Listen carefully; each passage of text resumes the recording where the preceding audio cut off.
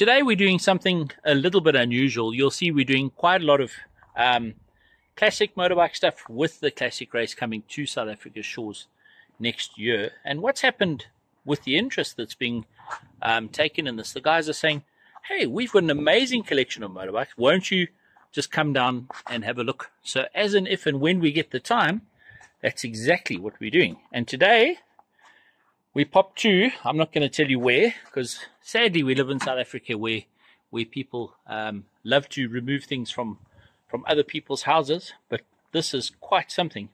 We've come to chat to Mr. Terry Barson. How are you today, sir? Not very well. Guys, I want to tell you this. A lot of this is before your time. Hell, it's before my time. I'm going to step back a little bit. Look at this. This was when the Brits were really dominating the motorbike industry. And I noticed, sir, I'm just going to do this quickly. I know it moves around a little bit, but that is the bike that basically put an end to British domination in racing. Is that fair comment? Well, it is fair, yes. These people went out of business in 1955 purely because of the cost of this bike. It was the cost of this bike new was comparable to a motor car, and England at that time was on the up. People were getting jobs. They were getting over the Second World War, and there was money about.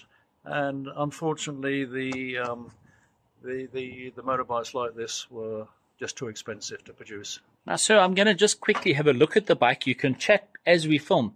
This is a Vincent Rapide, guys, and this was, as I understand it, your day-to-day transport. Is that correct? I bought this in 1964. Yeah. I bought it from the original owner, and I bought it because I've always loved Vincent motorbikes, and I always wanted one.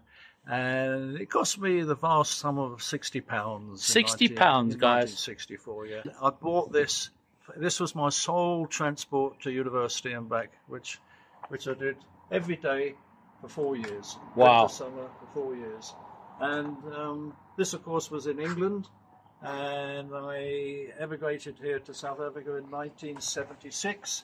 And I brought this bike with me, and which was the obvious thing to do. That's brilliant. So give us a thumbs up now. So the princely sum of how much did you say?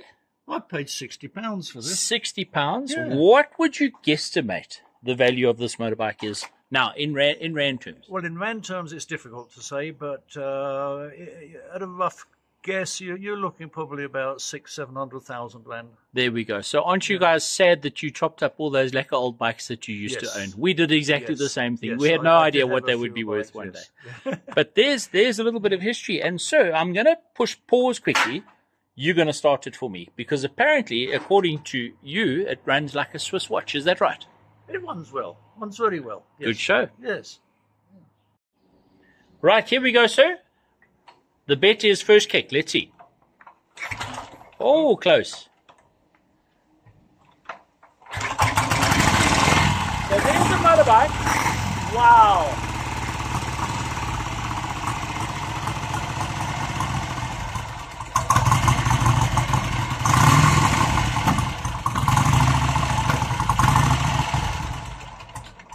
So that's very impressive. I mean, that's older than most of the people watching this, dads and moms and things like that. It's flipping amazing.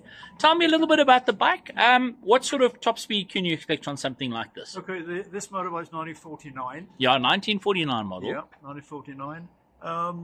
They actually didn't change the models at all until they went out of business in 1955. Yeah. This was what they call the Rapide, 1000cc, obviously V-twin, capable of 115 miles an hour. Shush, that's fast. Just in England, which is at sea level. Yeah. Yeah. They made a faster version of this called the Black Shadow. That's right. Which was a very, very sought after motorbike. It's exceptionally collectible. Yeah, very, very collectible bike. That had a few more go faster goodies on it, and that was capable of 125 miles an hour. But I'm just going to ask everybody here, can you imagine doing those speeds with these old forks? Look at this front end. And look at the drum brakes. And I mean, I've got drum brakes on my CRO F230 and they scare the hell out of me sometimes. The rigidity of this bike is on a par with any most modern motorbikes. These forks might look like old girder forks, but they are extremely rigid. The whole bike is very, very rigid. There we go. There's something. The rear cantilever suspension. Yep. That was invented by Philip Vincent in 1928. Wow. And of course, I believe Yamaha were one of the first people to bring out this monoshock suspension. But yeah, there's nothing new on this. Brilliant. Next up, we have something called a Norton, which is a little bit unusual. I'm going to ask Mr. Bosson, what's this bike all about, sir? Okay, well, briefly, in the year 2001, we started a group called HMG, which is the Historic Motorcycle Group. And that is to keep alive the old motorbikes and the people riding them, to keep them going. And we started this group so that we could ride on the tracks, all the tracks. The only difference with what we do is we don't physically race. We go out there and we do what we, as fast as we can or as slow as we can, nobody worries.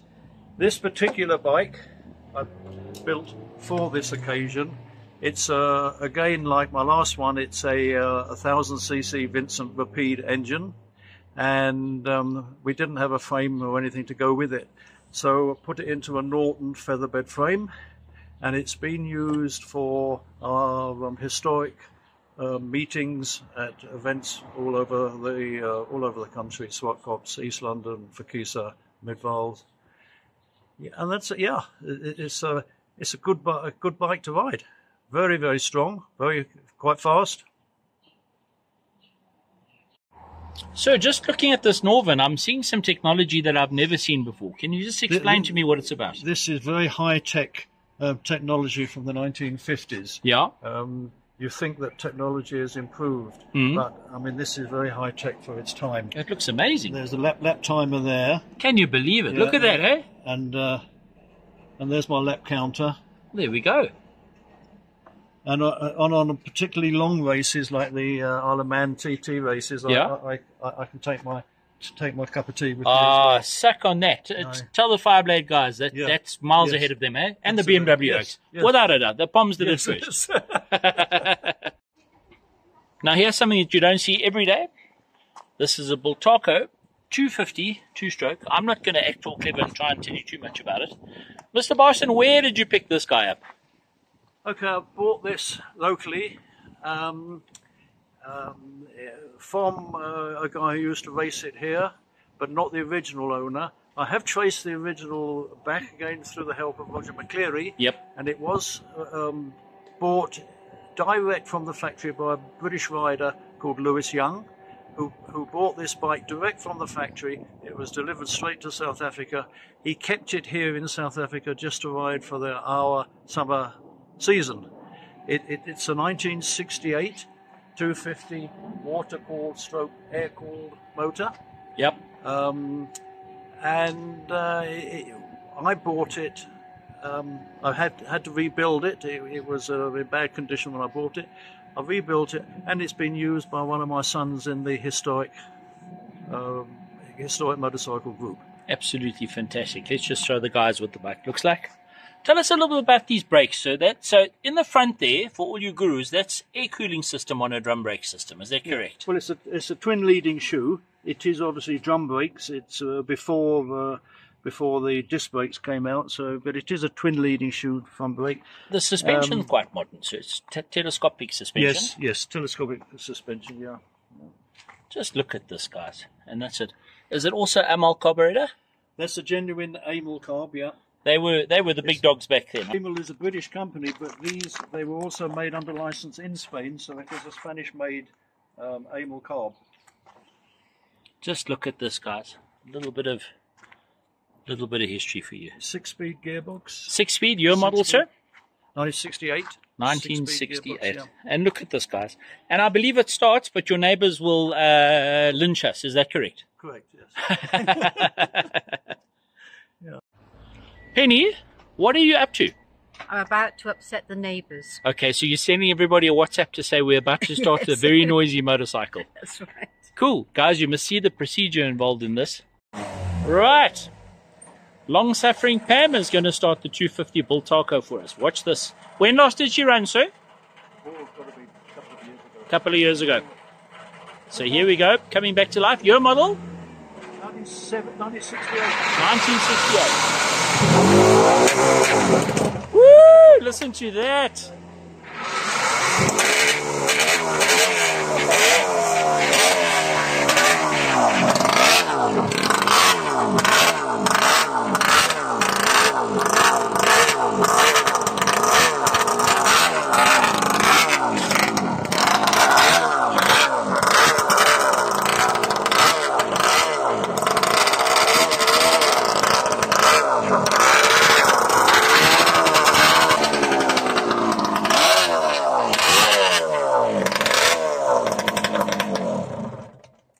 I've got one thing to say.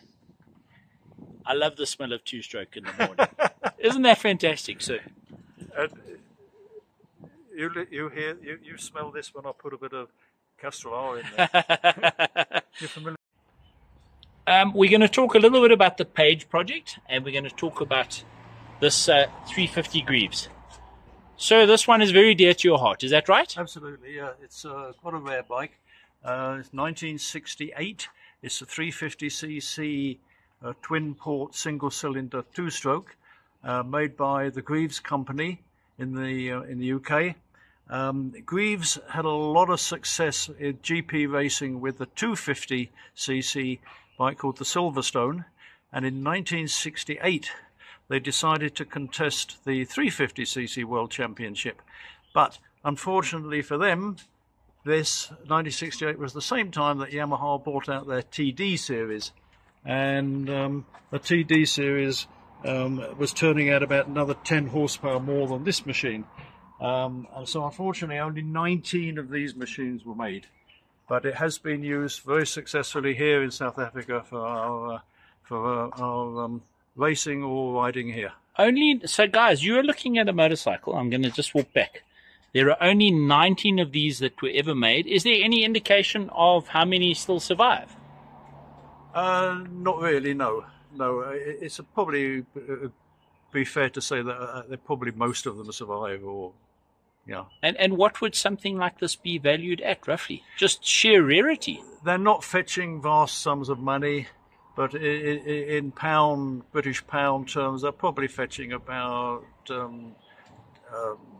between 15,000 and 20,000 pounds. Shush. That's quite amazing. So guys, that's the Greaves 350 something. It's called the Alton. Greaves Alton. The 250 was called the Silverstone, named after the famous racetrack GP circuits. Oh, fantastic. Yeah.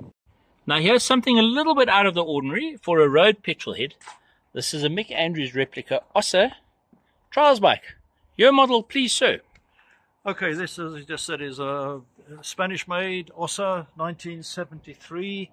It's a 250cc single-cylinder two-stroke. It's not my usual cup of tea, but I restored it from a lot of scrap, and I enjoyed rebuilding it. And but I've never ridden it. Does it run? It does run, yeah. Brilliant. But I've never used it on the. You're going to have to give it to your son, and we'll come and meet him out there sometime. But would you look at that? That's really something spectacular, guys. It's what they call a Mick Andrews replica. Mick Andrews was apparently the trials champion back in those years, in the 1970s, and he won the world championship 2 years in a row. And this is a replica of his bike. Yes, fantastic. Now we're going to move to a bike that everybody who has any common sense in the head should know, the Honda 350 4K. Let's go and have a look. And there's quite a famous signature on the tank, and I'm going to tell you what, sir, you're not allowed to mention whose name it is or anything like that. We're going to show the guys the signature. All right, if you can read that, you must be a doctor. And if you drop us an email or something on the Facebook page telling us whose signature it is, we'll send you a cap. How does that sound? Right, so tell us a little bit about this 354K. How did it make its way into your life? Okay, Considering well, that you collect British. yes, very true. I do like my British motorbikes, but when Red Star opened up, the bikes that I had were not very suitable for the Red Star track because of the number of corners there. You're not lying. They make me terribly seasick, I've got to tell you. All of my British bikes have all got drum brakes. So I decided I wanted to race at Red Star, and so I got this 350 4-cylinder Honda, which is very, very much lighter. And of course, it's got this brake on the front, which makes it very easy to ride at Red Star. And it's a replica of the 4-cylinder ones that Jim used to ride in the GP series. Hey, the signature belongs to Mr. Jim Redman. How's that? Yeah, and he used to come out and ride this bike on the parades when they did all of the. If you look up Jim Redman, he raced the big 6-cylinder Honda. Is that correct? That's correct. Yeah. Yeah, quite amazing. Yeah. And he used to come out here on a holiday, and when we had our events at the SWAT Cops or at Kyle Army, I'd lend him this bike and he would ride it there. Brilliant. Yeah. Now you'll hear Mr. Barston keep saying, I've rebuilt this and I've rebuilt that. I want to show you this. So this is what you do. Is that right? That's correct. I've got 2 of these, which I'm building for somebody else. Yep. On the understanding that I have one and he has one. Yep. This particular one in front of me now is a 1949 AJS 7R.